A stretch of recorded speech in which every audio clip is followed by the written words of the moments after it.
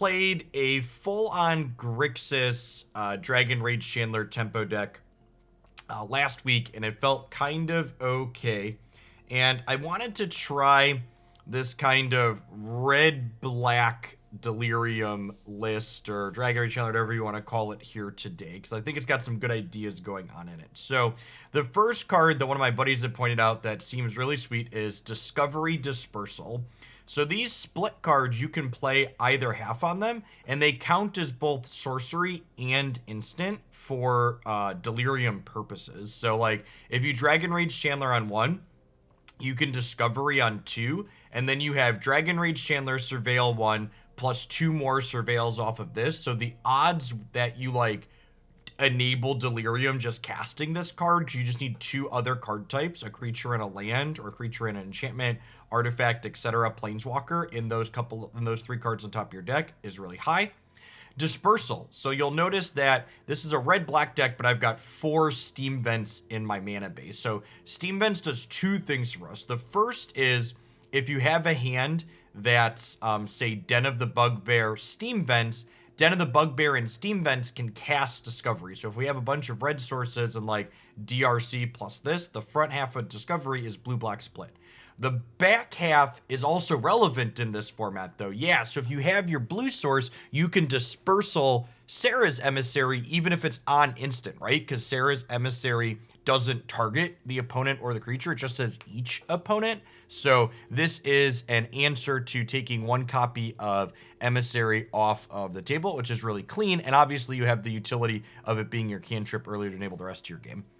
You'll note that this build is eschewing Duress. We're leveraging Bonecrusher Giant, Seasoned Pyromancer, and Chandra. Again, as a callback to Emissary, Bonecrusher Giant Stomp lets you get around protection from creatures. Your creature's not doing damage for a turn since damage can't be prevented. And we just got other good disrupt elements. We got Dreadhorde Arcanist along with a plethora of good 1-mana spells. I've got Footfall Crater and Soul Guide Lantern as off-card type cantrips that help us enable Delirium. So let's go ahead and dive on into some games with this one and see how this red-black variation feels today.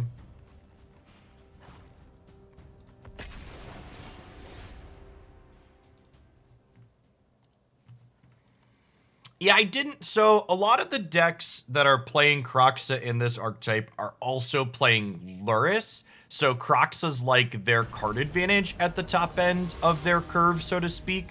And the fact that this build gets to play Chandra, Seasoned Pyromancer, like Chandra and Seasoned Pyromancer kind of fill that grindy card advantage as we go long roll, if that makes sense. This hand's so close. It just like dies if we don't get a red source there, right? If I was on the draw, I think I'd keep this with the cycle, but good mulligan on the play. Well, you know, here we are.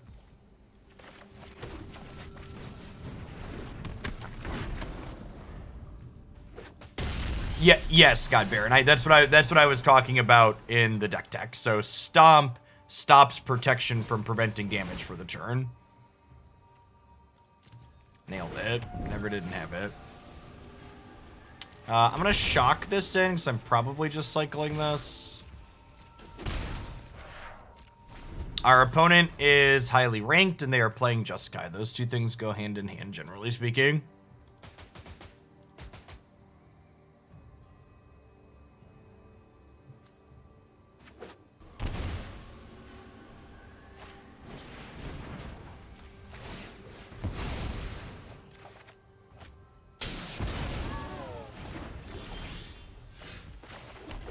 And unfortunately, this is, you know, kind of textbook why mid-range decks like what we're playing tend to be very bad in this format. Our opponent is playing a control deck, and I've drawn 4 of our 6 removal spells.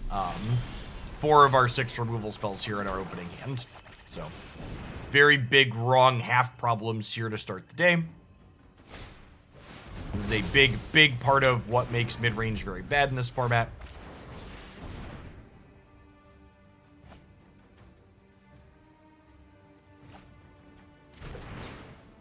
If you're gonna correct someone on what card text does, like, at least read the card first.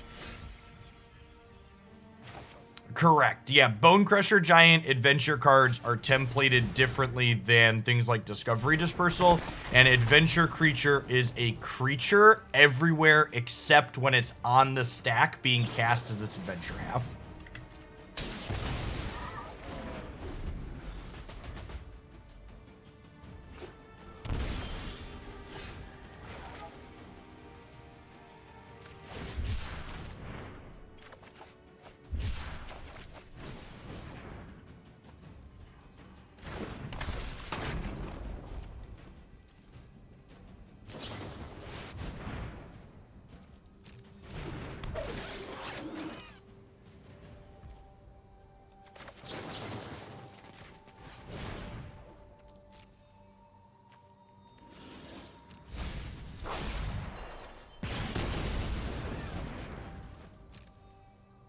I assume they're gonna steal my Chandler here.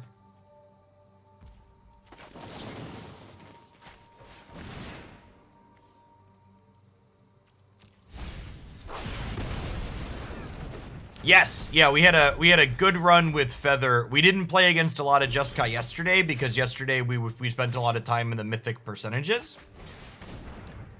And then we had a pretty good run with Feather, and then as soon as you are into the ranks where people are actually trying, it's immediately Jeskai. So what you have to understand is, like, a significant portion of the arena ladder is people just casually playing Magic for fun, because generally Magic's a fun game. So a lot of what you play against, it's one of the reasons why I heavily discourage people from looking at the record, right? Because, like, I had a good record yesterday with a bunch of the decks that we played, but we also just, like, didn't play against Regu Triumph, like, at all yesterday. Karan, thanks for the 15 months. Welcome back. Yeah, and they have 7 cards here in hand at this point, and a Teferi, so, like, I have these 2, but, like, I'll let you see the first one get countered before I concede. But this game is over once one of these 6 cards in their hand here is a Memory Lapse or a counter spell.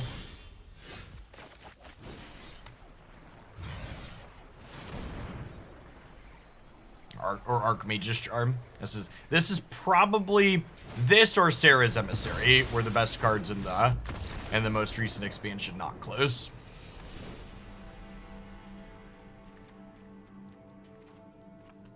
Bring in a couple of Duress. Bring in a couple of Noxious Grasps. Honestly, I probably want the Soul Guide Lanterns here too, right? Because they're a Gear Hulk deck. Talk Titan to me. Thanks for the follow. Need 4 cuts here.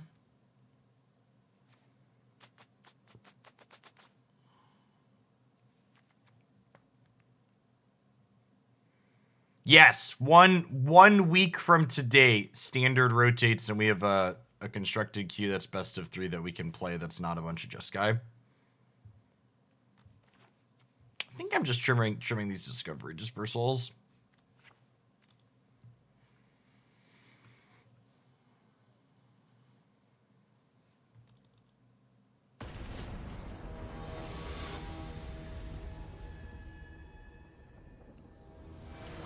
Yeah, Wizards, generally speaking, Wizards doesn't do ban list updates the week of set releases either. So I imagine even if SCG is dominated by Jeskai this weekend, we probably won't see updates to the historic format for like 2 to 3 weeks at a minimum.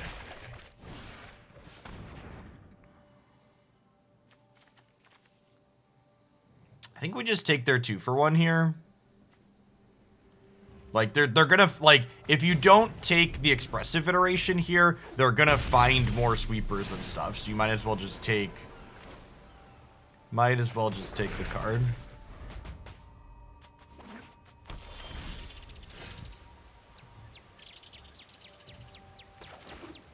Alright. Play a 4-3 here.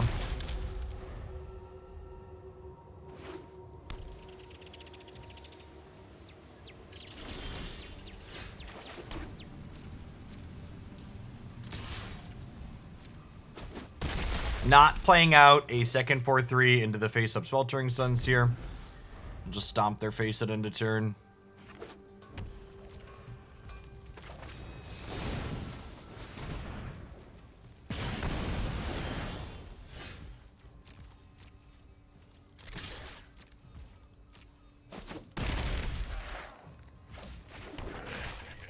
I don't think Flamescroll Celebrant's very good in the current format.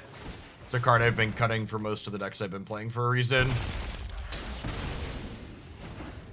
Flamescroll Celebrant was much better when Mizzix Mastery was kind of the thing to beat.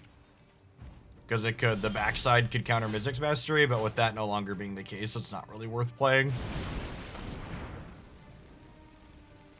Yeah, there's a chance that the fact that our deck is playing 6 creature lands, so we could get on the scoreboard here. So we have 4 of our 6 creature lands. So if this game grinds a little bit, we've got extra threats here.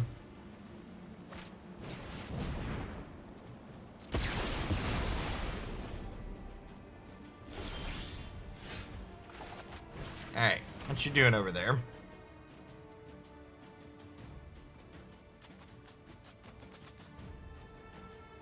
I am sad that we won't get to see Mutate potentially shine, but I'm also not sad that Companions are rotating. 'Cause I'm pretty over Companions. I want to keep Unholy Heat rather than the Grasps here because this...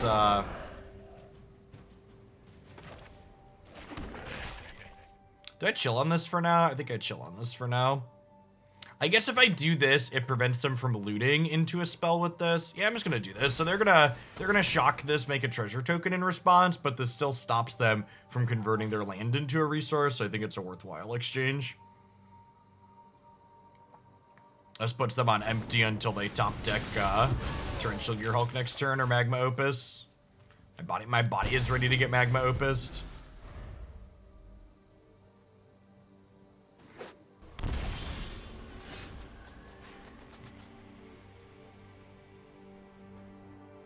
There.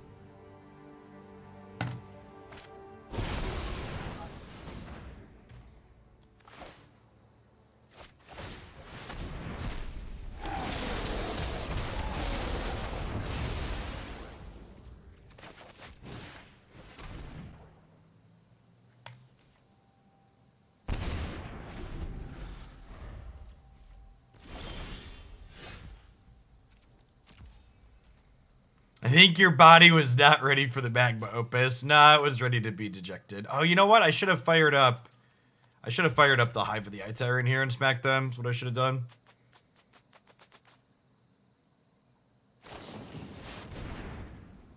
Just like, it's just not reasonable.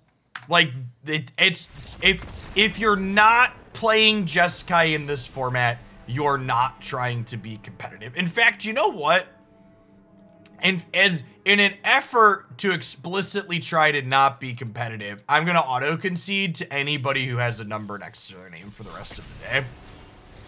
We won too much. I want to play with the other people playing casual Magic down in the pits. This person has a number. They're likely to be playing Jeskai. I'm going to concede.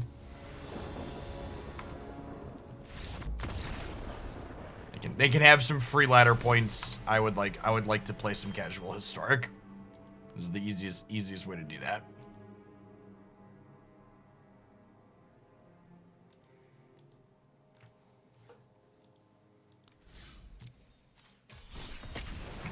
For the record, by the way, I see someone in chat saying they were the bad guy last night for an hour. I am a very reasonable human being. I do not expect players to self-regulate. If you are someone who is playing Jeskai, I do not blame you. My fun in this format is not your responsibility as a player. The people who are responsible for Jeskai in the current state of Historic is not the players and the people playing Jeskai. It's the people that manage the format. So there is an unranked queue, but the unranked queue, not No, the play queue has a historic option. I think if you banned Memory Lapse and Creativity, Jeskai would probably still be the best deck in Historic, yes. I think that is a true and accurate statement. I think the delta between Jeskai and the next best deck would close, and they would become far more comparable in power level, which is why they would be a good ban. But I do not think Jeskai would stop being the best deck if you banned the cards that needed to be banned. I'm kind of into both of these, chat. Actually, I kind of want to land in the bin for later, right? So I'm going to bin this, and then this is going to draw me 2 cards next turn. So I'm just going to take the Blightstep Pathway. I'll put the Hive in the bin for now. Yeah, I agree, Route Scouts.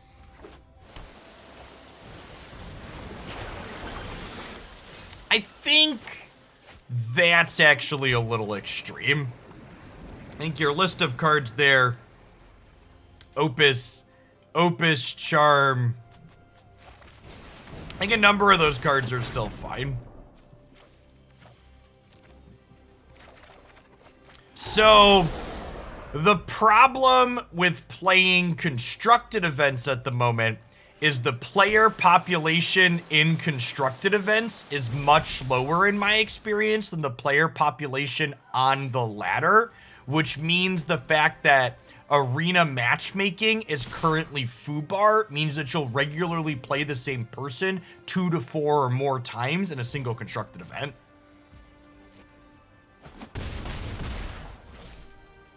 Hey, Conqueror, thank you for the almost 2 years. Good morning.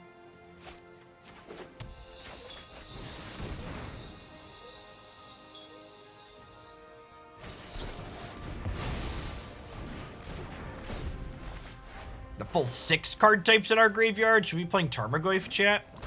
5 cards, 6 card types. Just good deck building right there. I like the way you build it right there, right there.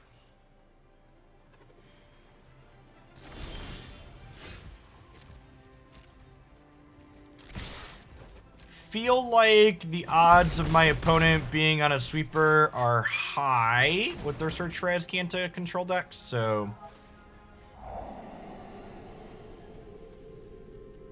and take this land. I think I just plan to like step on their face here at end of turn.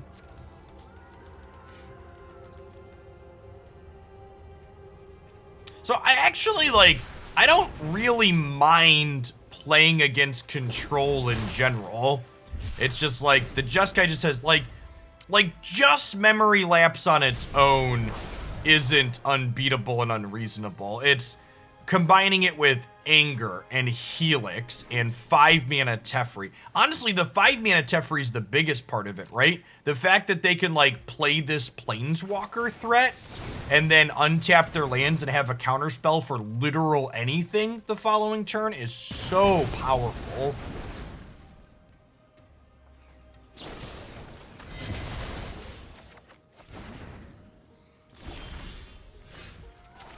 I think we're just exiling Pyromancers here. Long-time lurker, first-time sub, keep doing an amazing job. Thanks for keeping me around, Bora. And thanks for lurking and watching for however long you've been here.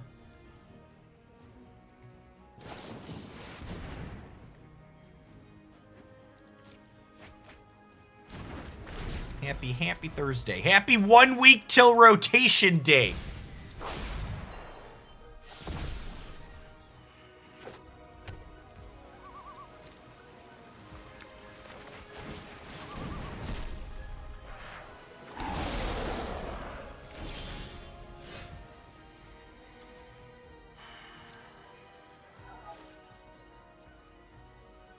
Hey, what's going on, Philly? Thanks for the 64 months.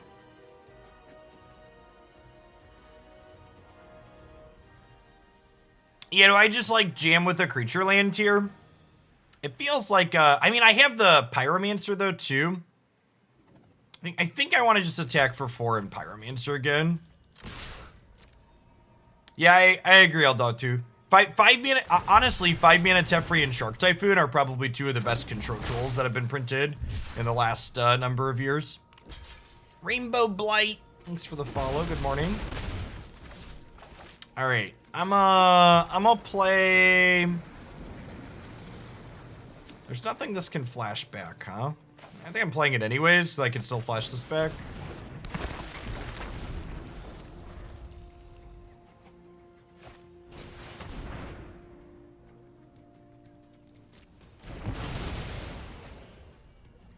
Sedge.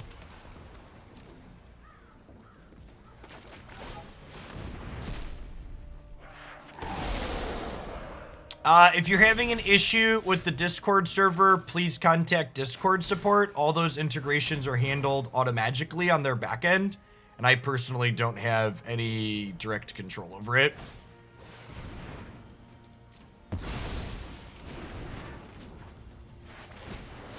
That's my opinion of the new Teferi. I'm gonna be honest, I can't close my eyes and tell you what the text box is.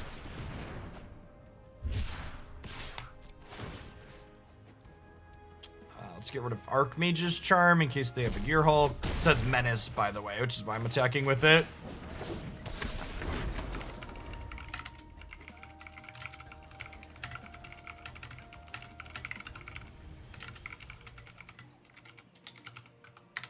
BT Dubs, speaking of spoilers, I will be doing a full set review tomorrow morning.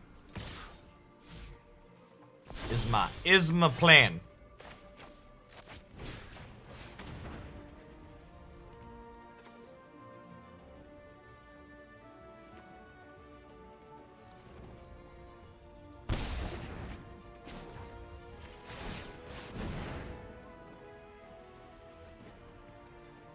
So they have Cling to Dust in their graveyard, which lets them survive here.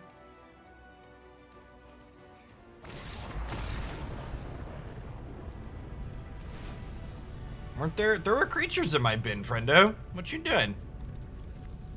I mean, okay, I'll take it, but also what?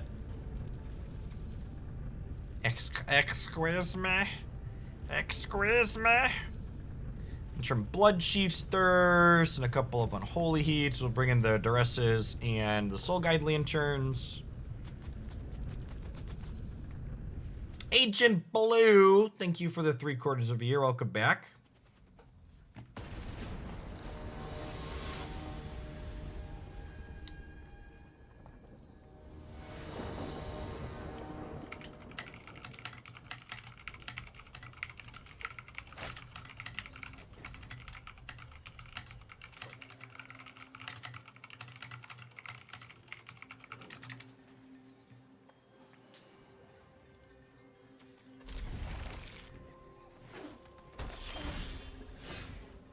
Thanks, 78ers. Oh, that's a nice draw. Man, creature lands that are untapped are busted shit.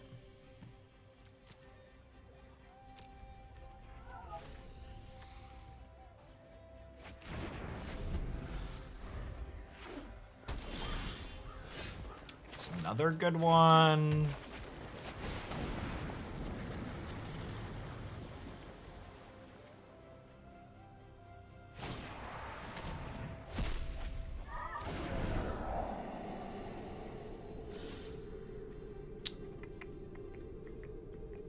Yeah, they got rid of my. I'm gonna bin both of these. They got rid of my. And just like that, by the way, this is Delirium, BT Dubs. In case we had a thing, this is instant sorcery, creature, enchantment. Just like good showcase of Discovery Dispersal being a fantastic enabler for us. I think I lead on Bone Daddy here. Because they have Heartless Act and Baleful Mastery.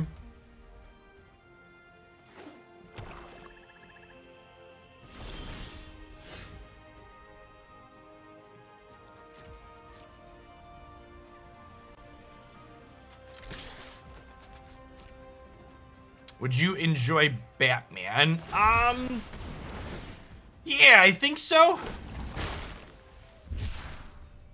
I'm only 2.5 hours into the Batman game, but it's been good. The combat is good. Have you played either of Marvel's Spider-Man games, Neil?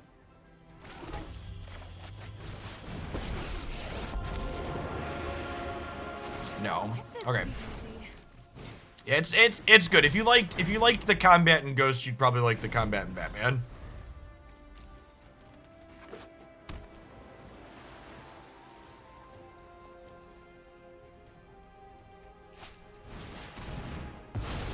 Wow, we're gonna hit them for a metric ton of damage here, huh? And this Hive gets to exile their Cling to Dust.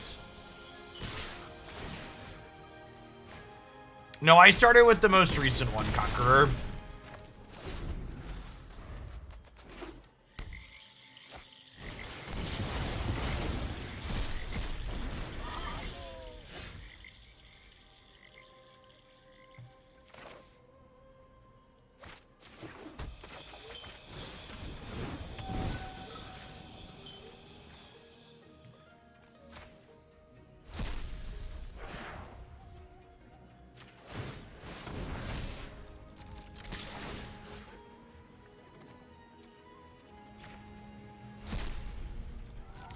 They do have a Field of Ruin and a Heartless Act here, so we are unfortunately running out of gas here.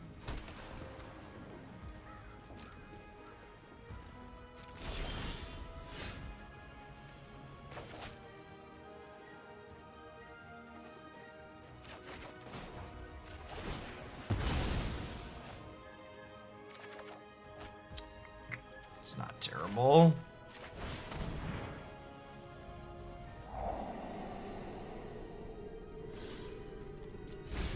I think I'm in for another Bonecrusher.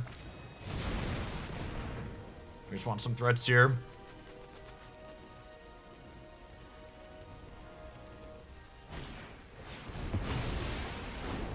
Honestly, trading their Divination for our Bonecrusher feels like a good trade for us. So at this point, we're basically just waiting for a Seasoned Pyromancer, of which we have 4 in the deck. Yep. Sorry. Best draw at this point. Our gas back up, get some card advantage going, draw. Just gonna work through their removal spells here. I don't have anything else to do with my mana this turn. We drew another creature land, so you know, line them up, knock them down, all that jazz.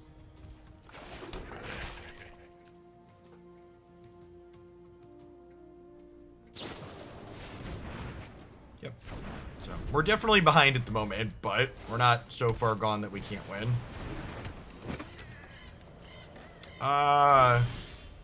Does this do anything to us?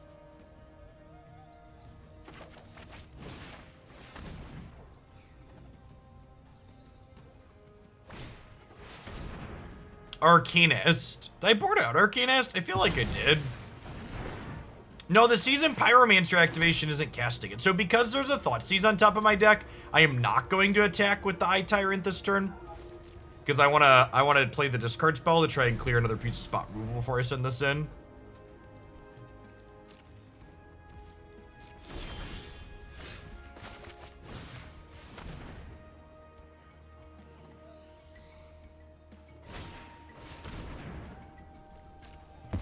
Hello, darkness, my old friend.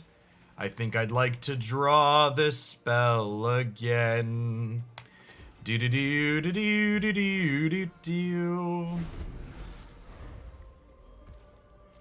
Yeah, wallpaper.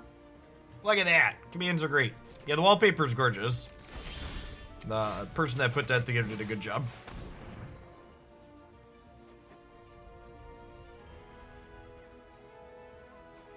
Well, shit.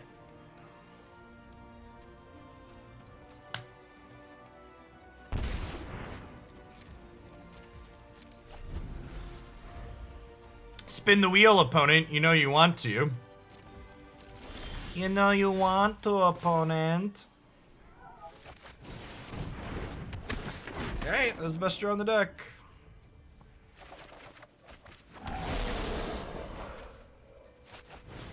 Oh, we're halfway there. Oh, lemon on a square. Take my hands. We'll make it, I swear. Oh, Cage is symmetrical. They can't flash it back. Good call. Good call.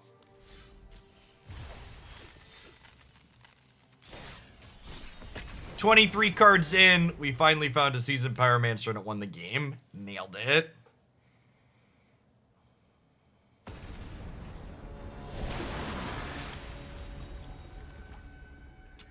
No, Archmage's Charm and Sarah's Emissary would be my picks for, I guess, give me top 3.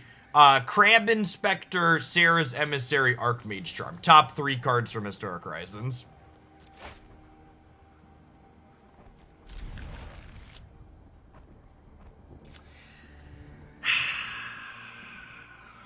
They're number 13. Let's check and see if they're playing Jeskai before I concede. Ooh, they're not playing Jeskai, chat. Alright. We'll play a match of Magic the Gathering with you, opponent. Do I take Ranger Captain? Because it's their card advantage, I think.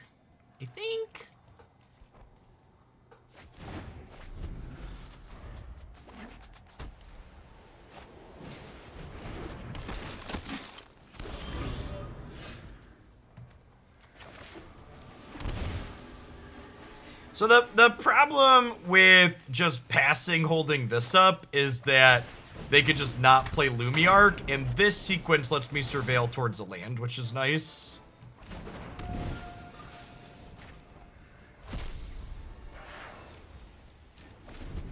You see that one of the potential side effects of Irmicidin is that it can cause sterilization in up to 85% of men. Nature is healing, chat. I'm not particularly religious, but perhaps there is a god.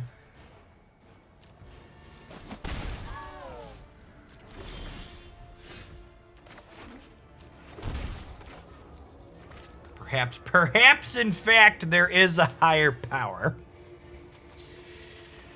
So I think we're supposed to heat this and then get this going so we can kill something else, right?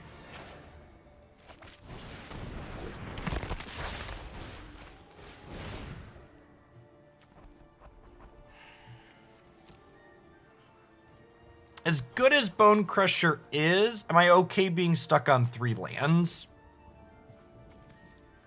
I don't have a creature in the bin yet. I'm gonna bin this. I don't have a creature in the bin yet.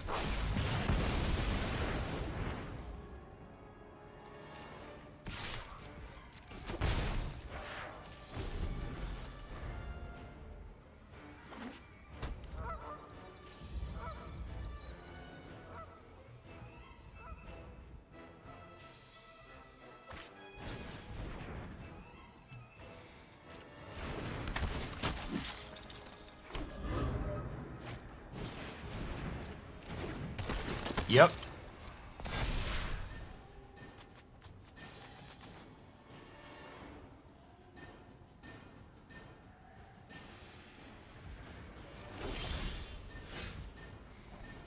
Am I drawing a card here? I think so.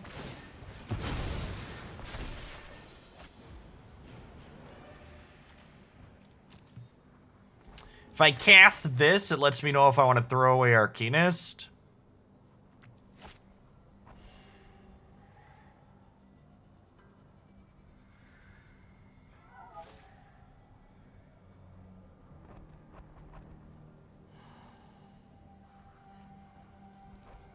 I think I'm just gonna sit back on this. We'll attack with this and stomp this, I think is my plan.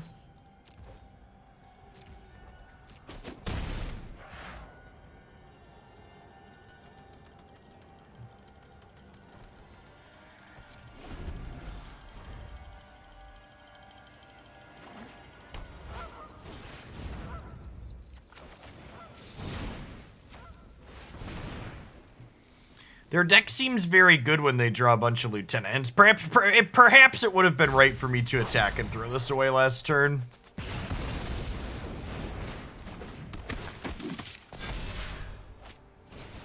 Uh-oh, it was misinformation, wannabe Beetle. I'm gonna rat you out to Mr. Information. He's coming for you.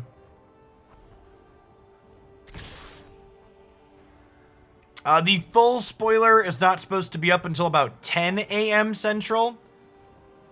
So I will be doing the spoiler review later in the stream tomorrow.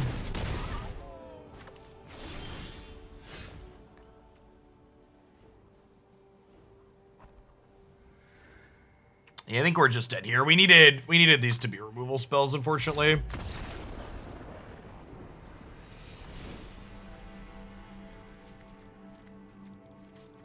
I don't actually think Flame Sweep's very good in this matchup. I think they get too big too quickly on average.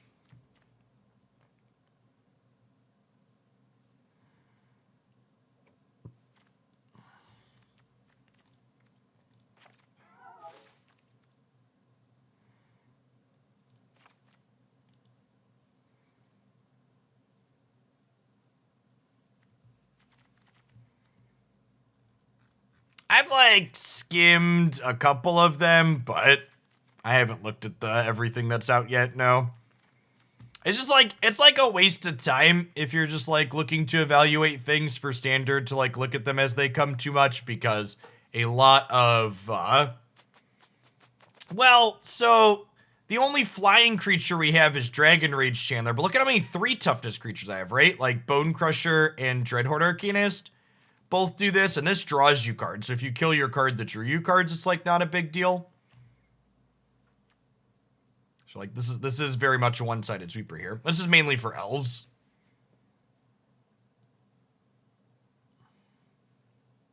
Elves is traditionally a very hard matchup for archetype.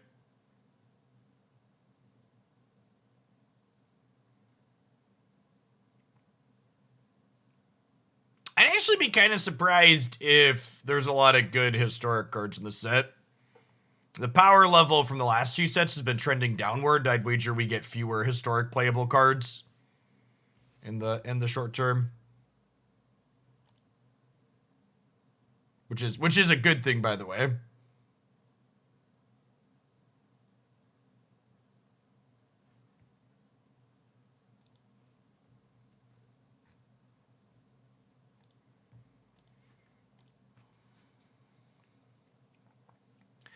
For Delver, we'll probably see some amount of play in Historic. For people talking about Delver in Standard, I'll remind you when Delver was playable in Standard last time that Ponder was also legal, so temper your expectations.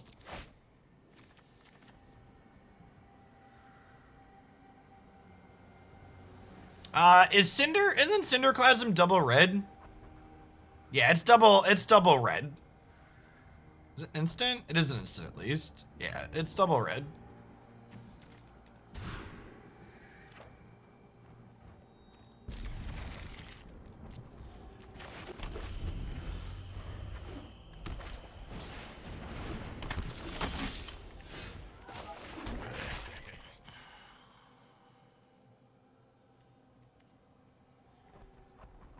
Sure, but like you're gonna want to kick it in most of the matchups you're bringing it in, so it's double red.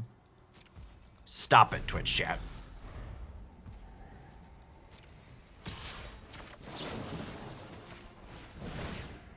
So is Pyromancer. So again, just understanding mana bases has a lot of complexities in it.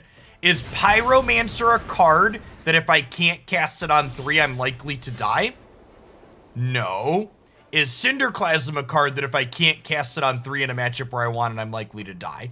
Yes. So the curve importance of the cards that you're playing matters a lot. Context is key, as is often the case in Magic the Gathering and life. You played Delver in that top 8. It was almost always Fugitive Wizard. It's so great. 1/1s for 1, baby.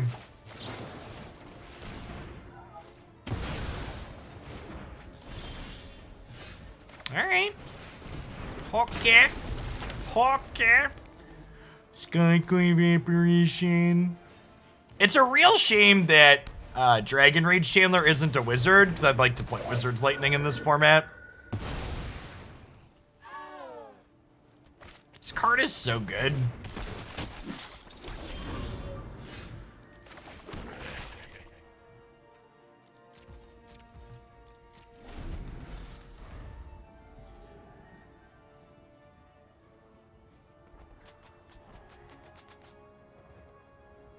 Those are a good source to reference for mana bases throughout different formats. No. Building mana bases is too complicated for you to have 5 quick rules that the pros don't want you to know for building mana bases. As is the case in life, the answer is there's a lot of nuance and little details that go into things, and context is key.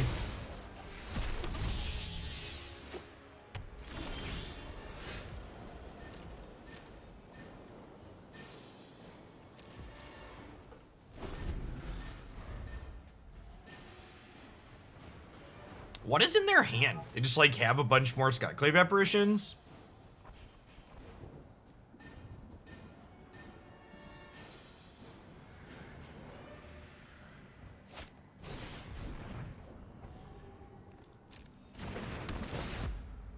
Skyclave is terrible against my deck. I'm gonna go ahead and time you out for that shit take.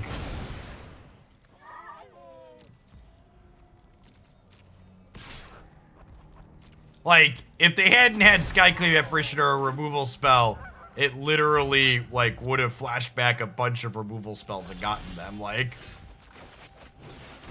Skyclave Apparition is very good, and in fact, part of the reason why the opponent's deck is good is because their threats frequently outsize the 2/2, because of things like Rally and Thalia's Lieutenant. So, you're just wrong.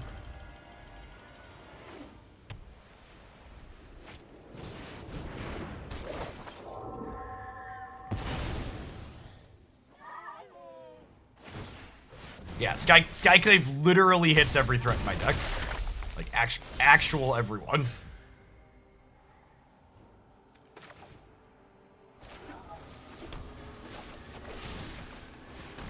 I didn't have to do that. Sorcery speed. Whatever.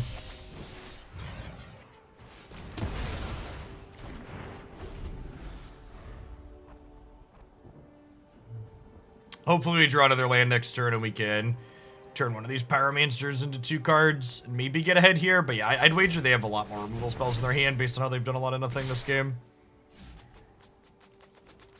Could run away in tier 2 and they get to activate Castle again. Yeah. Wish granted.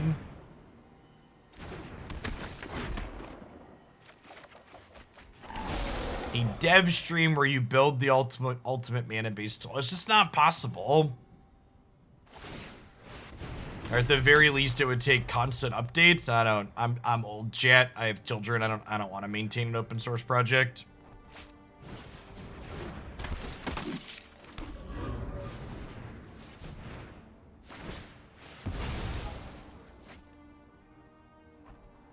The game's been so far. We've been conceding to Jeskai, so they've been good.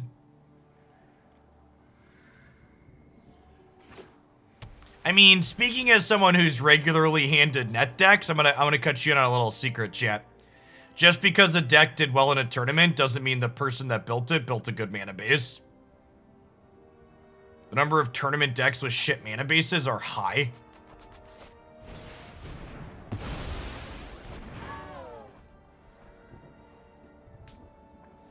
We're gonna run a Faceless Haven into my 3 power here.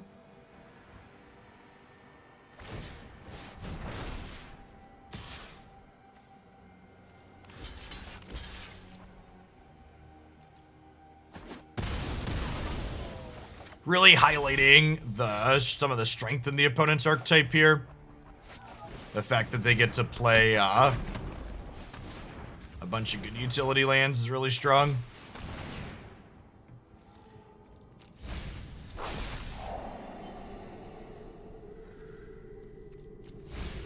I think I'll take a random over another discovery here. Maybe that's wrong.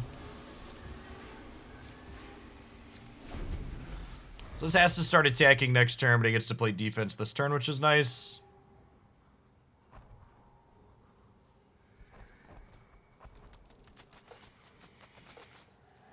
And I've got some of these for tokens.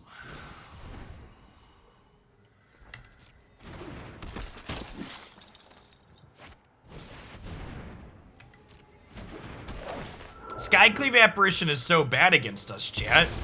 Can you believe how bad these Skyclave Apparitions have been for my opponent? They're just terrible.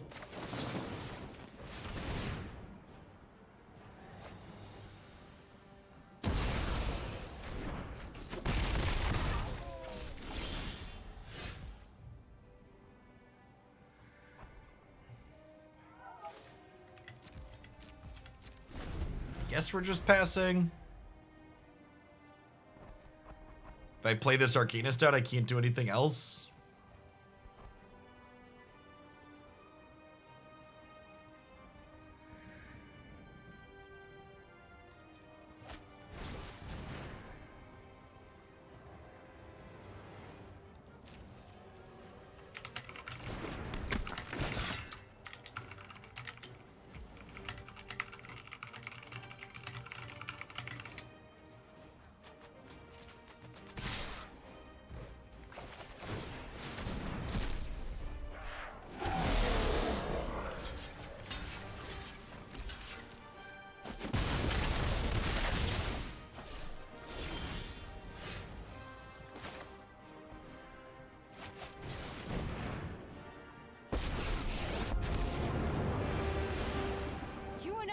Take him out.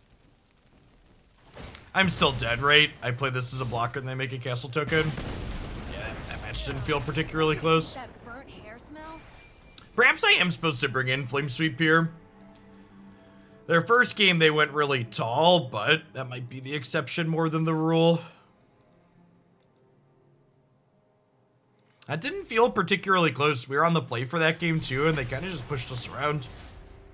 Again, just like trying to mid-range in this format feels tough. This deck that we have built has a number of hedges against Indomitable creativity. And we still just got murdered by that.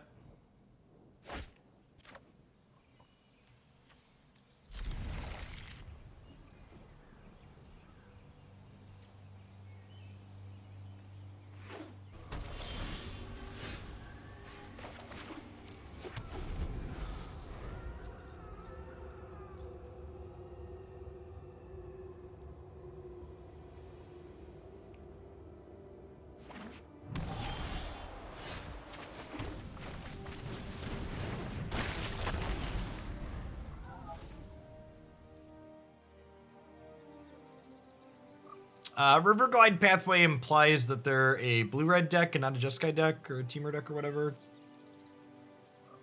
Generally. It definitely implies they're not Indomitable creativity.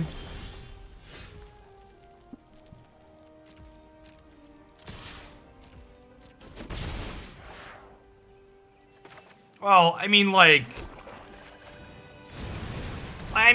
Reed Duke's a great Magic player engineer, but, like, the mono white deck's, like, not really innovative. We just, like, put all the good cards that make sense together into the same pile and they, like, do reasonably.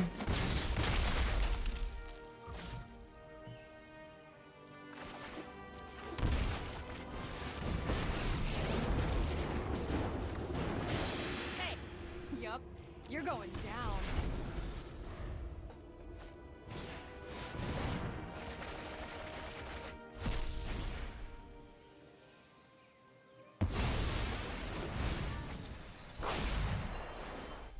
Sweet deck opponent. Good shit.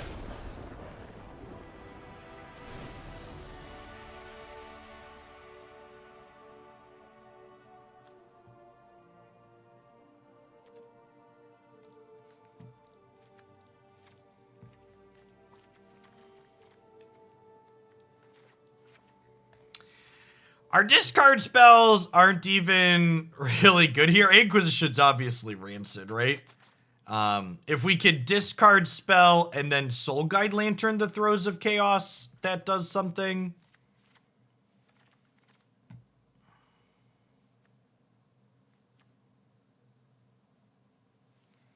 So the 41 months Clipsy.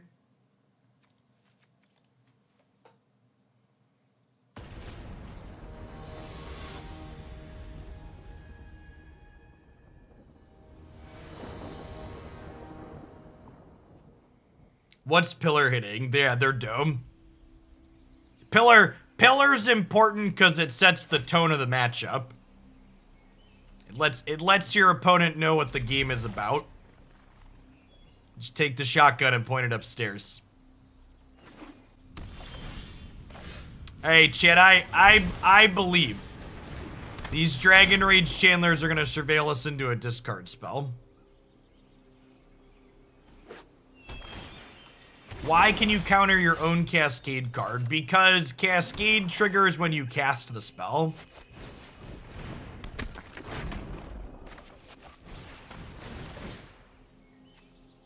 Anything that's not a discard spell is getting bin tier.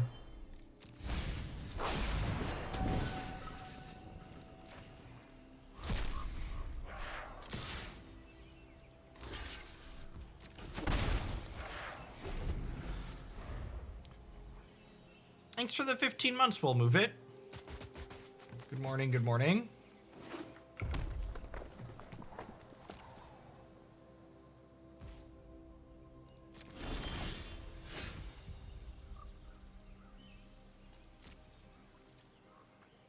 Good chance we're dead here.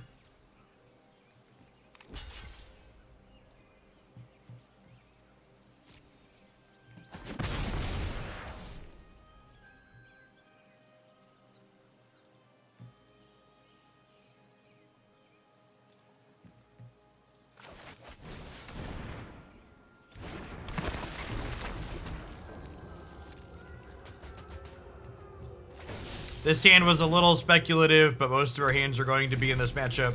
If our opponent's deck functions, we largely just can't beat it.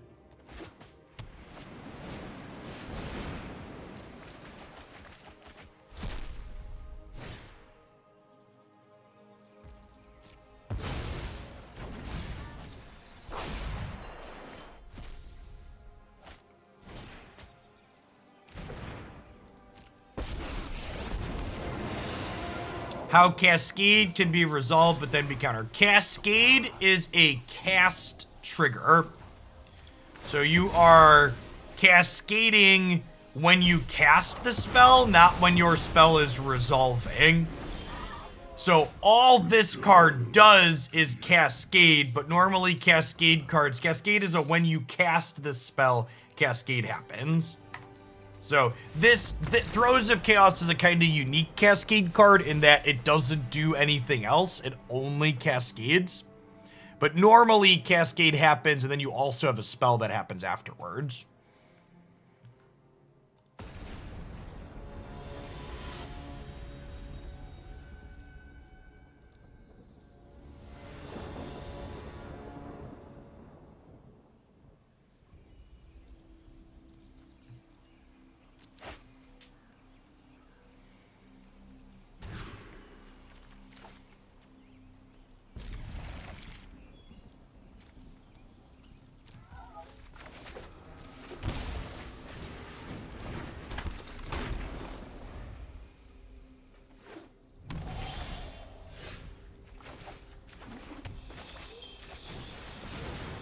So we're looking for a Soul Guide Lantern. Do I want a third land? I think nah, I'm just gonna dig for a Lantern. And hey, look, chat, turn 2 Delirium. So what Discovery's good at. Instant sorcery, land creature. Just like we drew it up.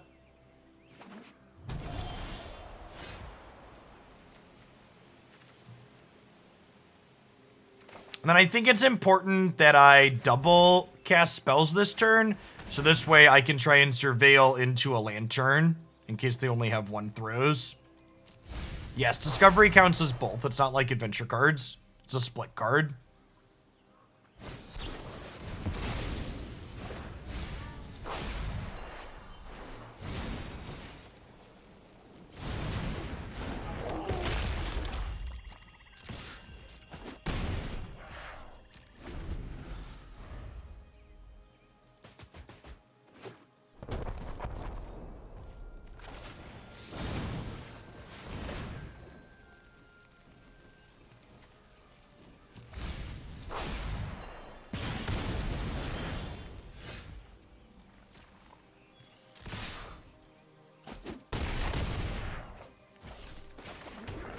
I'm just supposed to play this threat out and hope to kill them next turn. Duress doesn't do anything here because their card has retrace.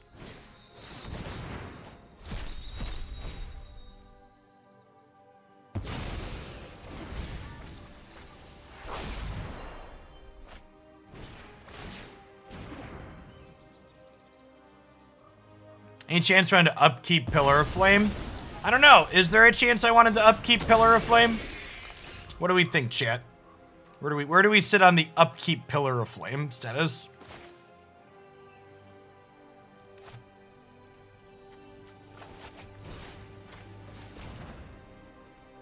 It does work in paper. Okay, I mean, they're dead to an untapped land, right?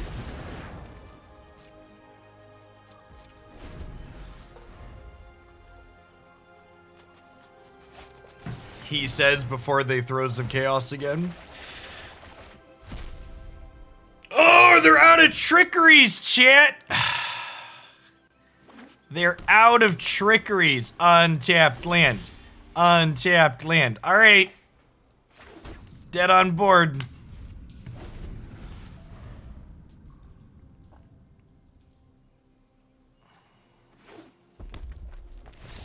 Oh, yeah. Much like Spider-Man chat, Hive the Eye Tyrant is a menace. Urgh.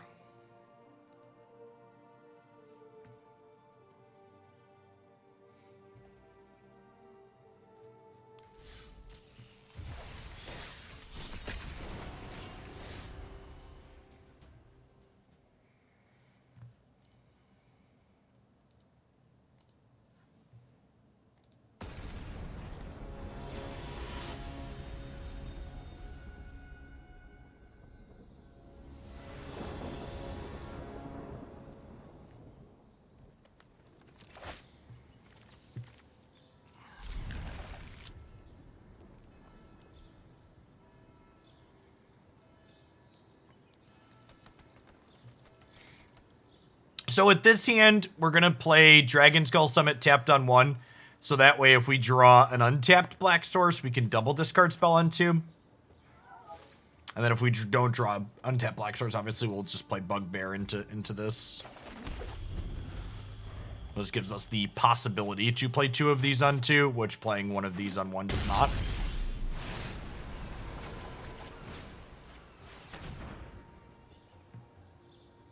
Opponent. You are 97%. What are you doing with your life? Why are you playing Jeskai? That's the real upside to playing discard spells in your deck, chat. You get to know when you can concede to the bad matchups on 1.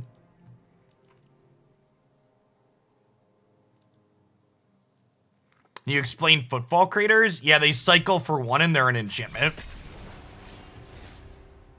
They help you get Delirium.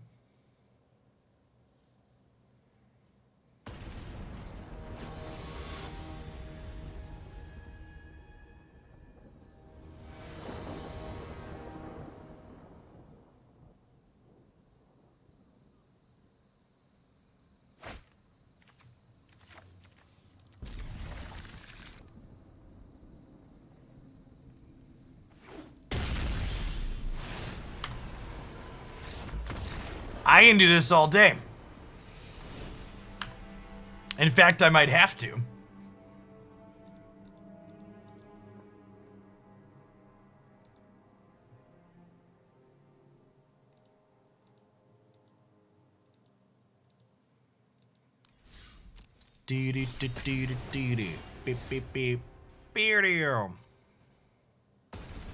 Bad matchup or unfun matchup? Let's say yes.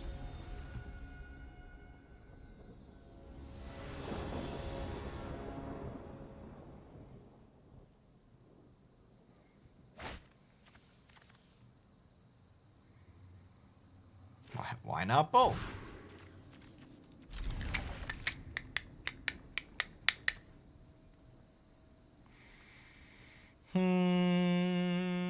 Let's bottom this. They have discard, removal, threat. This is like, these 3 spells are a 1, 2, 3, 4 curve, right?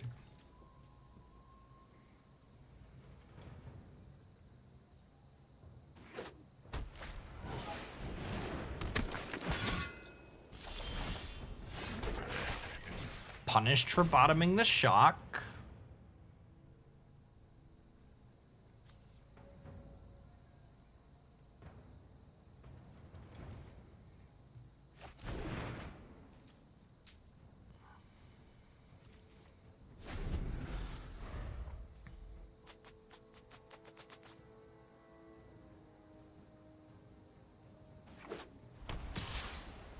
To the person asking,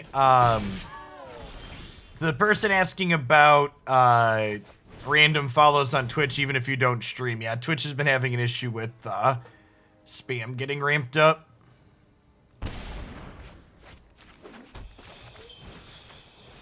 And spam bots like to follow lots of accounts so they don't look like they're spam.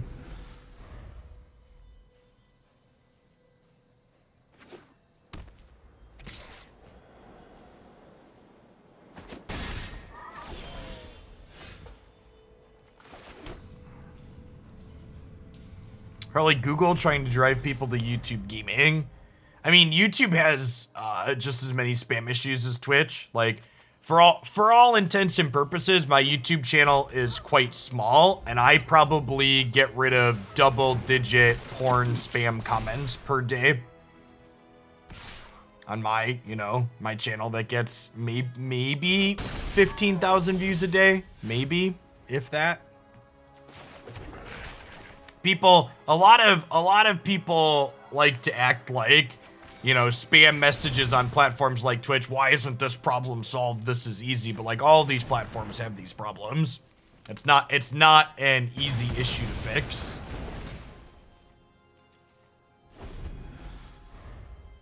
If it was trivial, spam would have been solved a long time ago. I'm trying to decide if they want to smack me for 4 or make a 1/1. Yes, and that too, right? Like, it's in Twitch's interest to fix it, so like, they have a financial reason. Yes, on YouTube there are bots that spam shortened links to porn sites.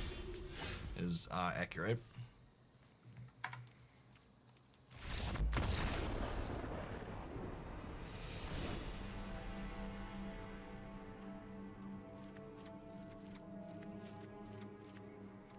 The white aggro matchup, we've not seemed competitive in.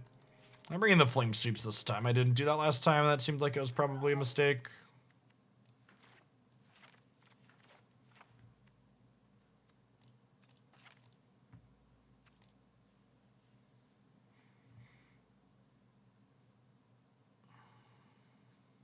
I only get my board from YouTube bots.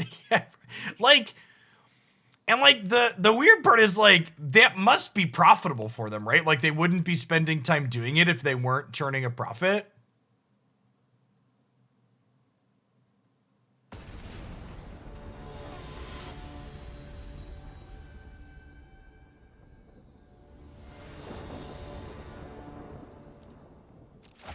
Well, I mean, like, it's really easy to not have any spam in your Twitch channel.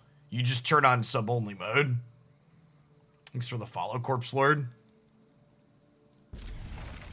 I've talked about that before. In addition to card game players being aggressive backseaters compared to most other genres, part of the reason we toggled sub-only chat on years ago at this point was because Twitch does have spam issues.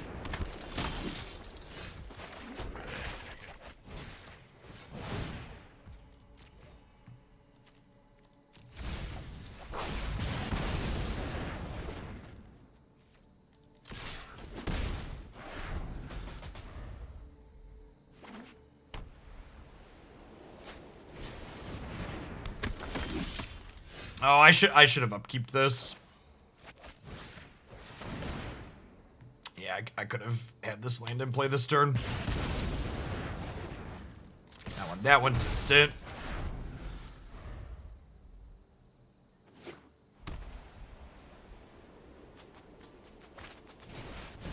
Although I will say, being used to Magic players has made me tolerate backseating a lot better. I've been watching a lot of Pokemon Unite content other people streaming, and the average streamer in other games seems to tolerate their viewers backseating much worse than the average Magic streamer, because Magic streamers are largely used to it. I think is assuredly the reason.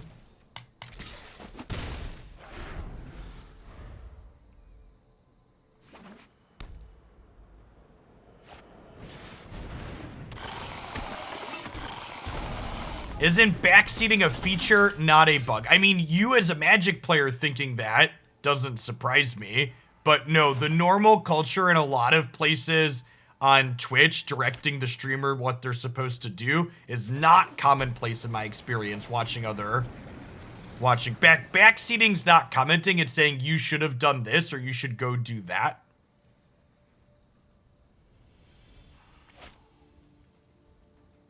I think I'm just Doomblading this turn, maybe. I'll play the Bonecrusher.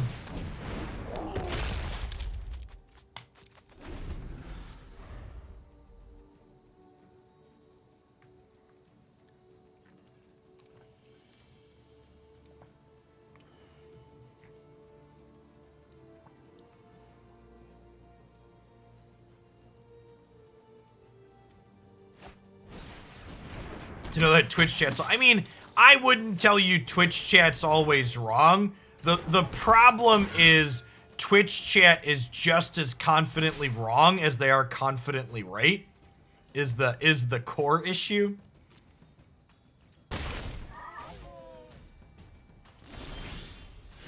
No, I'm more tolerant to it now.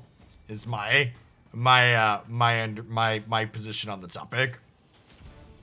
It isn't that I'm used to it. I've been beaten down. I expect it.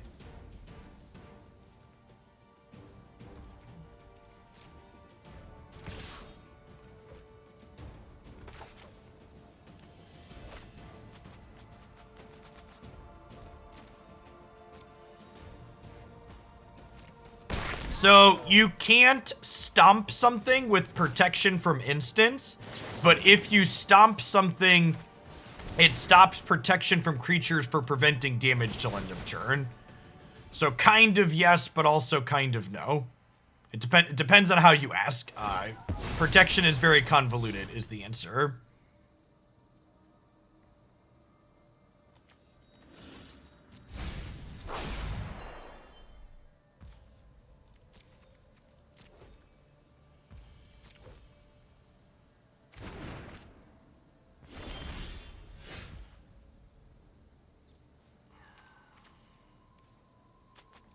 So this gives me Delirium.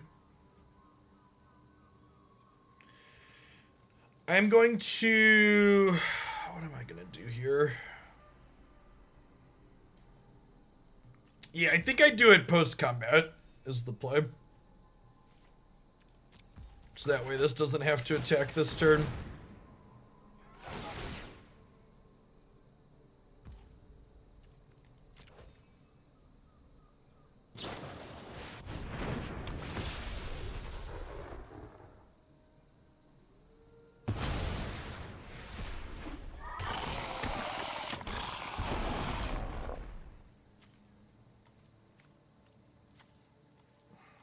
I get 2 more surveils here before we draw.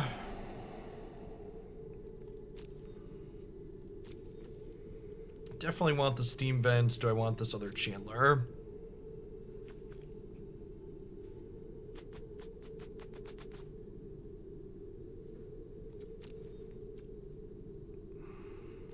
I think I'm in for that. I think we're dead though, right? Well, if they block with Resto, I get to Flame Sweep and kill it, right? I don't think it matters though. Yeah, I wanna be done with this deck. It doesn't seem particularly good.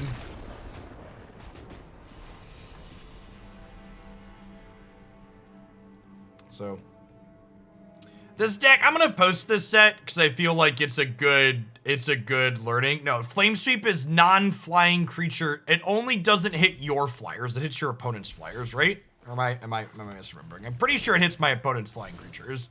It's really weird templating. Deals 2 damage to each creature except for creatures you control with flying.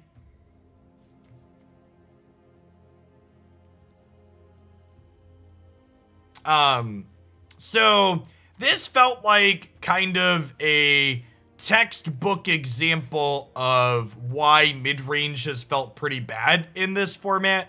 Like, we weren't aggressive enough to get under the control decks. They stuffed us in a box, and we weren't controlling or interactive enough to keep up against the white aggressive decks that have started to become popularized. So This one definitely felt like a bit of a miss for me. I wanted to try a more mid-rangey, grindy version of the Dragon Rage Chandler archetype, but it just did not feel like it had the tools to keep up with what was going on in the format in either direction. Like, I split the deck trying to beat both, and in the result, we beat neither. Like, you could probably tool this to be really good against Jeskai, and you could probably tool it to be really good against mono white, but you're probably hard punting whichever one you're not tooling for. That seems like a mediocre plan in the current format.